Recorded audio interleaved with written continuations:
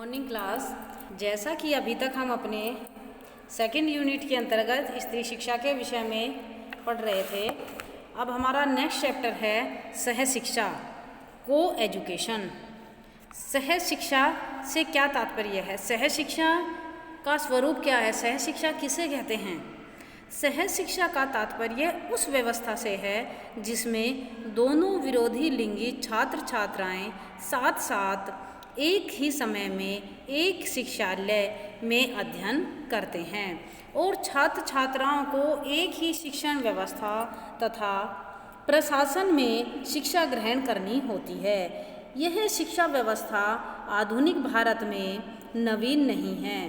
वैदिक काल में गुरु आश्रम व्यवस्था के अंतर्गत गुरु कन्या के साथ अन्य विद्यार्थी भी शिक्षा ग्रहण किया करते थे, परंतु उस समय गुरु के प्रति श्रद्धा, ब्रह्मचर्य पालन, व्रत, संयम और भाई बहन के पवित्र संबंधों में ही बांधकर रखा जाता था।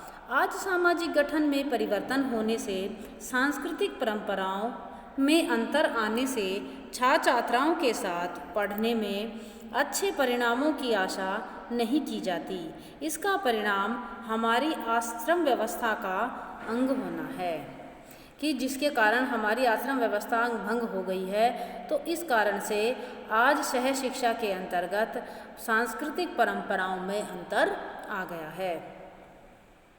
सह शिक्षा की आलोचना। इस विषय पर सह शिक्षा की आलोचना करते हुए भारतीय संस्कृति के पोषक तो सह शिक्षा के पक्ष में हैं, परंतु कुछ पाश्चात्य संस्कृति के पोषक भी इसे उपयुक्त नहीं मानते। ली लॉक के शब्दों में और सिंह एंड सिंह ने इस प्रकार इस बात को दोहराया है। डेफिनेशन है, मनुष्य उस समय अध्ययन कर ही नहीं सकते जब उनके चारों ओर महिलाएं हों। यदि महिलाओं को प्रवेश दे दिया जाता है तो वे प्राध्यापकों के चारों ओर मंडराने लगती हैं।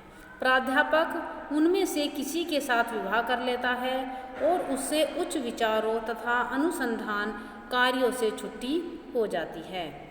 Inverted coma close. नेक्स्ट, बालक के व्यक्तित्व पर वातावरण और समूह संपर्क का प्रभाव पड़ता है।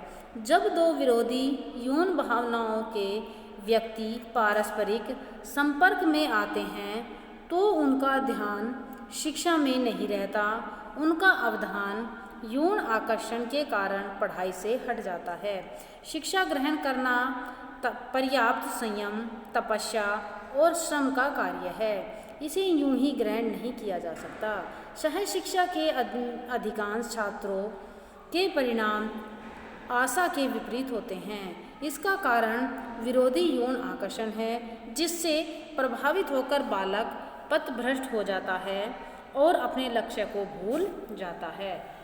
नेक्स्ट, छात्र और छात्रा की अपेक्षा अधिक हीन भावना होती है। पुरुष महिला के संपर्क में आकर उसके समूह को आत्महीनता का शिकार हो जाता है। इस प्रकार पुरुष छात्र का व्यक्तित्व विकास की स्थिति में न रहकर हीन भावना से पूरित हो जाता है। यदि शारीरिक रचना में पुरुष की अपेक्षा महिलाएं कम सुंदरता होती हैं तो उसके विपरीत महिला में हीन भावना जागृत हो जाती है और उसके व्यक्तित्व पर अवांछनीय प्रभाव पड़ता है।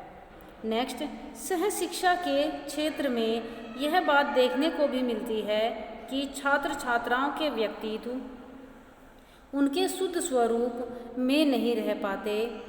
अधिकांशतः पुरुष स्त्रियों के गुण और स्त्री पुरुषों के गुण ग्रहण कर लेते हैं। ऐसा करने से पुरुष पौरुषहीन लगने लगता है तथा स्त्री में लज्जा तथा स्त्रीत्व का अभाव होने लगता है। नेक्स्ट, सहज शिक्षा अधिक व्यय वाली मानी जाती है।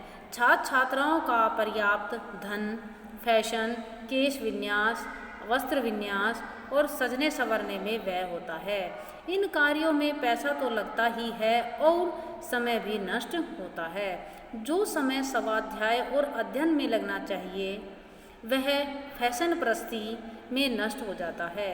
शिक्षा उत्पादनशील होने की अपेक्षा व्ययशील हो जाती है। कुछ लोग इसे संस्कृति का विकास मानते हैं। नेक्स्ट, कुछ व्यक्तियों की धारणा है कि आत्महीनता की भावनाएं पुरुषों की अपेक्षा महिलाओं में अधिक होती हैं, परंतु जब वे पुरुषों के संपर्क में आती हैं तो उनकी आत्महीनता समाप्त हो जाती है।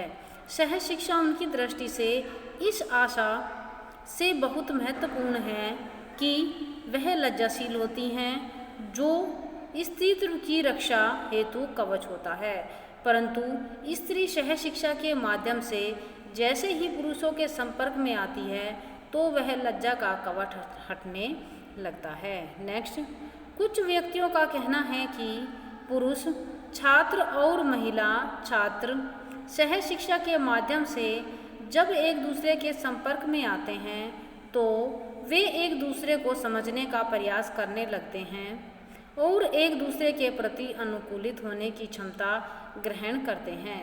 ऐसा करने से दोनों व्यक्तियों का भावग्रस्त जीवन सुखमय व्यतीत हो सकता है। नेक्स्ट, यदि छात्रा के साथ पढ़ने वाला छात्र परीक्षा में अनुत्तीर्ण हो जाता है अथवा कम अंक प्राप्त करता है तो उसके पौरुष को आघात होने लगता है और उसे अधिक श्रम करने की प्रेरणा मिलती है।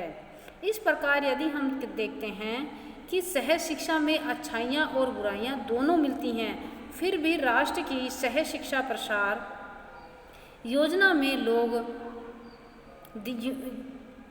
योजना के अंतर्गत योग देने की दृष्टि से सहज शिक्षा प्राथमिक शिक्षा स्तर एवं उच्च शिक्षा स्तर पर चलते रहने देना चाहिए कि जिसके कारण सभी छात्र और छात्राएं अच्छी प्रकार से शिक्षा प्राप्त कर सके और साथ ही उनका उन्नति और विकास हो सके।